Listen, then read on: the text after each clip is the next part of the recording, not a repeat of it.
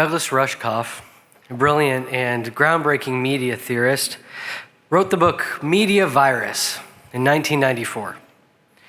He posited that in the future, media would come to take on a similarity to viral contagion, in which sensational forms of media would be spread effortlessly.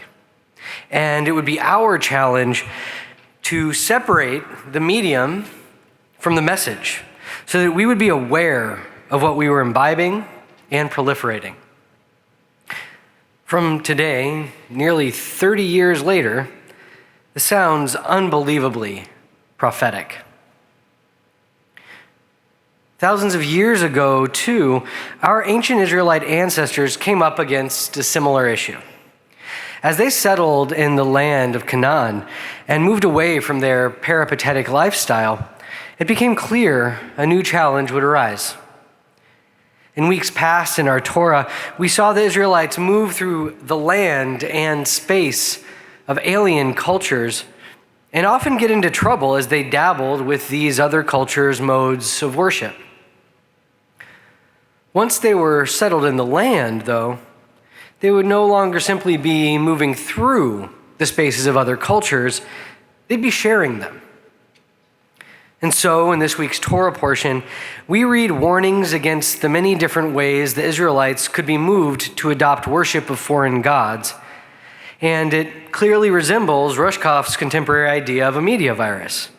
From putting the strongest possible prohibitions on spreading ideas of other gods, to creating a system for identifying whether prophets were false or not, to centralizing worship in a particular place, we find God attempting to shrink the realm in which the media viruses of other gods could spread.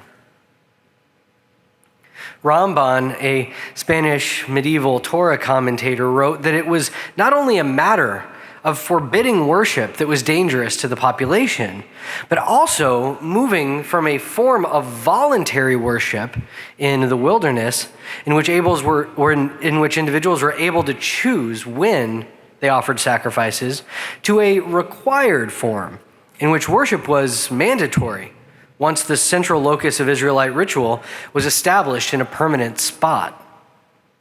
A French contemporary of Ramban, Kahn, took this logic a little further. He wrote that the rules of centralization that Ramban suggested would not come into effect until the entire land itself was conquered by the Israelites and safe, which meant not until King David came and conquered the entire land, so that individuals felt comfortable leaving their homes without fear in order to travel to the temple and participate in these now required rituals. We Jews today are living in quite a different context with regard to worship. We have endless options as to where to practice, and we're all very grateful that you're choosing to practice with us this evening. Because you can be here in person or down the street or up the street or out in Brooklyn, or you could be at home via the live stream like so many people are. Or you could just be at home not on the live stream at all, lighting candles, saying blessings, having dinner with loved ones to celebrate Shabbat. And those are only a few of the options, especially in New York. We are in many ways more similar to the Israelites who were in the wilderness than the Israelites who worshiped at the temple. And we too have fears that affect our judgment when we consider what it means to be Jewish today. Judaism in our time and place is a swirl of media viruses. We have an enormous amount of media content available to us that can guide our practice and self-understanding. It's a space of competing ideas, and in that space as well, we see a variety of tactics used to convince the populace that their way is the way. And that's not to mention the non-Jewish media viruses we're all exposed to as well.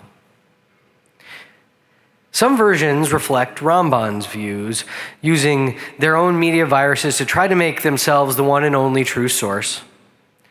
In some instances, we also see a reflection of the experience described by Kahn, fear becoming a constant piece of the content messaged. Some fears are reflective of reality, we do live in a world that still contains anti-Semitism. Some of them come with a seed of truth, but expand upon that well beyond the bounds of reality.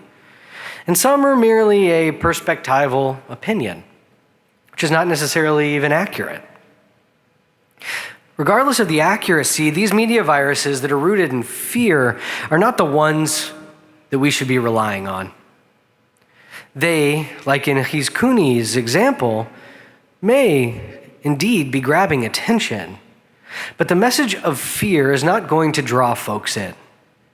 Fear does not elicit a desire for connection. It instead elicits a desire for safety.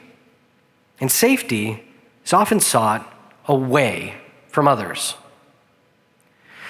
Recently, Dana Bash, the CNN anchor, has been reporting on anti-Semitism. In a piece she wrote in the lead-up to the release of her new documentary on the subject, she discussed a moment with her son when she felt fearful of buying him the Star of David necklace that he had requested for Hanukkah. She later, when interviewing Ambassador Deborah Lipstadt, Special Envoy to Monitor and Combat Anti-Semitism, noticed that Ambassador Lipstadt herself was wearing a prominent Star of David. Bash learned in this interview, and in many others, that it turns out that normalizing the practice of and pride in Judaism is one of the antidotes to prejudice. To me, this means we have to steer away from focusing on attention-grabbing, fear-based media, even to begin treating it like the forbidden idol worship of this week's Torah portion, and to steer instead into creating a space of education and joy around what it means to practice our traditions. Rather than leaning into talking about danger or painting our people as perched precariously upon a precipice of destruction, let us lean into talking about the richness of Torah, the incredible power of our spiritual practices, the brilliance of our artistic traditions. Let us not demur in the face of anyone, and instead lift up the particular ways we Jews connect to the divine, to each other, and to the world. This is what brings us safety. This fearlessness and knowledge allows us to educate all of those around us about the joyful, rich, and unique nature of our tradition.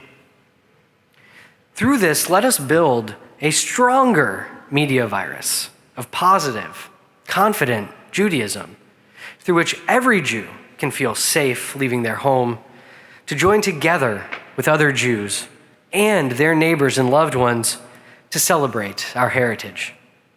Shabbat Shalom.